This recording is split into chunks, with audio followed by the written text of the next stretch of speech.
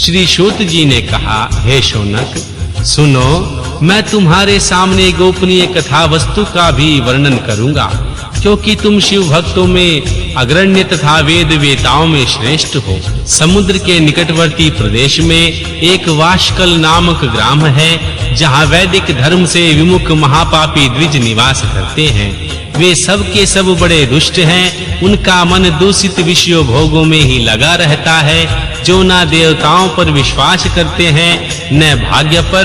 वे सब कुटिल वृत्ति वाले हैं, किसनी करते हैं और भांति-भांति के घातक अस्त्र शस्त्र रखते हैं। वे व्यभिचारी और खल हैं। ज्ञान, वैराग्य तथा सधर्म का सेवन ही मनुष्य के लिए परम पुरुषार्थ है, इस बात को वे बिल्कुल नहीं जानते। वे सभी पशु बुद्धि वाले हैं। वहां के द्विज ऐसे हो गए हैं। वहां के अन्य वर्णों के विषय में क्या कहा जाए। अन्य वर्णों के लोग भी उन्हीं की भांति कुत्सित विचार रखने वाले, स्वधर्म विमुख एवं खल हैं। वे सदा कुकर्म में लगे रहते हैं, नित्य भोग विषयों में डूबे रहते हैं। वहां की सब स्त्रियां भी कुटिल स्वभाव की हो गई हैं, स्वेच्छाचारिणी, पाप सक्त, कुत्सित विचार करने वाली और व्यभिचारिणी हैं। वे सद्व्यवहार तथा सदाचार से सर्वथा शून्य हैं। इस प्रकार वहां दुष्टों का निवास है। उस वाशकल नामक ग्राम में किसी समय एक विदुंग नामधारी ब्राह्मण रहता था। वह बड़ा अधम था, दुरात्मा और महापापी था। यद्यपि उसकी स्त्री बड़ी सुंदरी थी, तो भी वह कुमार्ग पर ही चलता रहता था। उसकी पत्नी का नाम चंचुला था। वह सदा उत्तम धर्म के पालन में लगी रहती, तो उसे छोड़कर वह दुष्ट ब्राह्मण वैश्यागामी हो गया। इस तरह कुकर्म में लगे हुए उस विदुंग के बहुत वर्ष व्यतीत हो गए। उसकी स्त्री चंचुला काम से पीड़ित होने पर भी स्वधर्म के भय से कलेश सहकर भी दीर्घ काल तक धर्म से भ्रष्ट नहीं हुई, परंतु दुराचारी पति के आचरण से प्रभावित हो आगे चलकर वह स्त्री भी दुराचारिणी हो गई। इस तरह सदाचार में डूबे हुए उन मूढ़ चित्त वाले पति पत्नी का बहुत सा समय व्यर्थ व्यतीत हो गया। तदंतर शूद्र जातीय वेश्या का पति बना हुआ वह दूषित बुद्धि वाला दुष्ट ब्राह्मण विदुंग समय अनुसार मृत्यु को प्राप्त हो नरक में जा पड़ा। बहुत दिनों तक नरक के दुख भोग कर वह मूढ़ बुद्धि पापी विंध्या पर्वत पर भयंकर पिशाच हुआ। उधर वह उसकी दुराचारी पत्नी विदुंग के मर जाने पर मूढ़ हृदय चंचुला बहुत समय तक पुत्रों के साथ अपने घर में ही रही।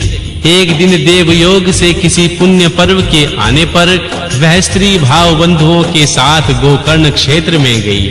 तीर्थ यात्रियों के संग में उसने भी उस समय जाकर किसी तीर्थ जल में स्नान किया।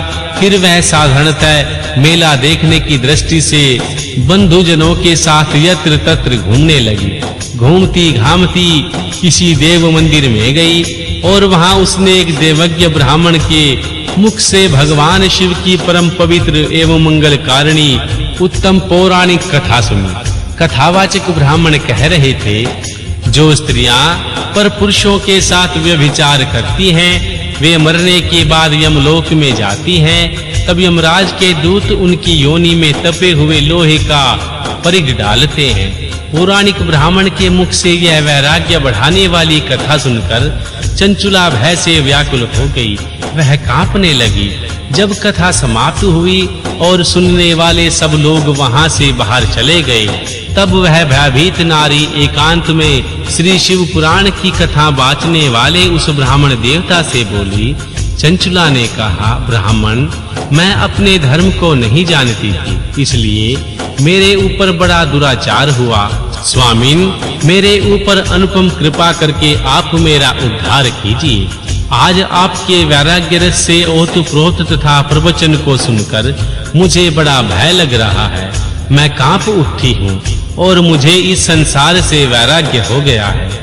मूढ़ चित्त वाली पापिनी को धिक्कार है। मैं सर्वथा निंदा के योग्य हूँ, कुत्सित विषयों में फंसी हुई हूँ और अपने धर्म से विमुख हो गई हूँ। हाय, न जाने किस-किस घोर कष्टदायक दुर्गति में मुझे पड़ना पड़ेगा और वहां कौन बुद्धिमान पुरुष कुमार्ग में मन लगाने वाली मुझ पापनी का साथ देगा। मृत्यु काल में उन भयंकर यमदूतों को मैं कैसे देखूंगी जब वे बलपूर्वक मेरे गले में फंदे डालकर मुझे बांधेंगे तब मैं कैसे धीरज धर सकूंगी नरक में जाकर जब मेरे शरीर के टुकड़े-टुकड़े किए जाएंगे उस समय विशेष दुख देने वाली उस महायातना को मैं कैसे सहूंगी हाय मैं मारी गई मैं जल गई मेरा हृदय विदीर्ण हो गया मैं सब प्रकार से नष्ट हो गई क्योंकि मैं हर तरह से पाप में ही डूबी रहती हूँ आप ही मेरे गुरु आप ही मेरी माता और आप ही मेरे पिता हैं आपकी शरण में आई हुई मुझ दीन अबला का आप ही उद्धार कीजिए प्रभु श्री सूत जी कहते हैं हे शौनक इस प्रकार खेद और वैराग्य से युक्त हुई चंचुला ब्राह्मण देवता के चरणों में गिर पड़ी तब उन बुद्धिमान ब्राह्मण ने कृपा पूर्वक उसे उठाया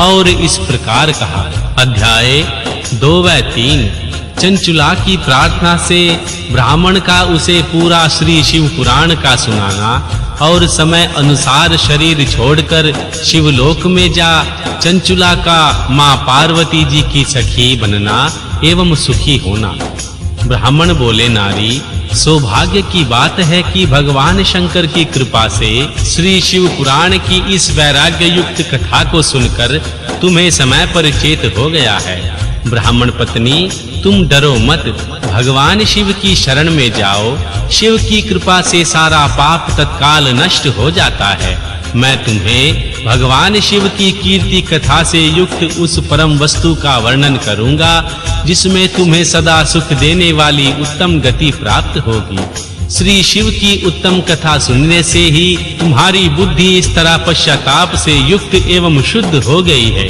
साथ ही तुम्हारे मन में विषयों के प्रति वैराग्य हो गया है पश्चाताप से ही पाप का नाश करने वाले पापियों के लिए सबसे बड़ा प्रायश्चित है सत्पुरुषों ने सबके लिए पश्चाताप को ही समस्त पापों का शोधक बताया है पश्चाताप से ही पापों की शुद्धि होती है जो पश्चाताप करता है वही वास्तव में पापों का प्रायश्चित करता है क्योंकि सत्पुरुषों ने समस्त पापों की शुद्धि के लिए प्रायश्चित का उपदेश किया है वह सब पश्चाताप से संपन्न हो जाता है जो पुरुष विधि पूर्वक प्रायश्चित करके निर्भय हो जाता है पर अपने कुकर्म के लिए पश्चाताप नहीं करता उसे प्राय उत्तम गति प्राप्त नहीं होती परंतु जिसने अपने कुकृत्य पर हार्दिक पश्चाताप होता है वह अत्यंत उत्तम गति का भागी होता है इसमें संशय नहीं है इस श्री शिव पुराण की कथा सुनने से जैसी चित्त बुद्धि होती है वैसी दूसरे उपायों में नहीं होती जैसे दर्पण साफ करने पर निर्मल हो जाता है उसी प्रकार श्री शिव पुराण की कथा से चित्त अत्यंत शुद्ध हो जाता है इसमें संशय नहीं है मनुष्यों के शुद्ध चित्त में मां जगदम्बा मां पार्वती सहित भगवान शिव विराजमान रहते हैं इससे वह विशुद्ध आत्मा पुरुष श्री श्याम सदाशिव के पद को प्राप्त कर लेता है इस उत्तम कथा का सुनना समस्त मनुष्यों के लिए कल्याण का बीज है अतः यथोचित मार्ग से इसकी आराधना अथवा सेवा करनी चाहिए भवबंधिनी रूपनी रोग का नाश करने वाली भगवान शिव की कथा को सुनकर फिर अपने हृदय में उनका मनन एवं निंध्यासन करना चाहिए इससे पूर्णतः चित्त शुद्धि हो जाती है चित्त शुद्धि होने से महेश्वर की भक्ति अपने दोनों पुत्रों के साथ निश्चय ही प्रकट होती है तत्पश्चात महेश्वर के अनुग्रह से दिव्य मुक्ति प्राप्त होती है इसमें संशय नहीं है जो मुक्ति से वंचित है उसे पशु समझना चाहिए क्योंकि उसका चित्त माया के बंधन से आसक्त है वह निश्चय ही संसार बंधन से मुक्त नहीं हो पाता ब्राह्मण पत्नी इसलिए तुम विषयों से मन को हटा लो और भक्ति भाव से भगवान शंकर की इस परम पावन कथा को सुनो परमात्मा शंकर की इस कथा को सुनने से तुम्हारे चित्त की शुद्धि हो गई है इसलिए तुम्हें मोक्ष की प्राप्ति हो जाएगी जो निर्मल चित्त से भगवान शिव के चरणार विंदों का चिंतन करता है उसकी एक ही जन्म में मुक्ति हो जाती है यह मैं तुम्हें सत्य कहता हूँ श्री सूत जी कहते हैं हे शौनक इतना कहकर वे श्रेष्ठ शिव भक्त ब्राह्मण चुप हो गए उनका हृदय करुणा से आर्द्र हो गया तथा वे शुद्ध चित्त महात्मा भगवान शिव के ध्यान में मग्न हो गए।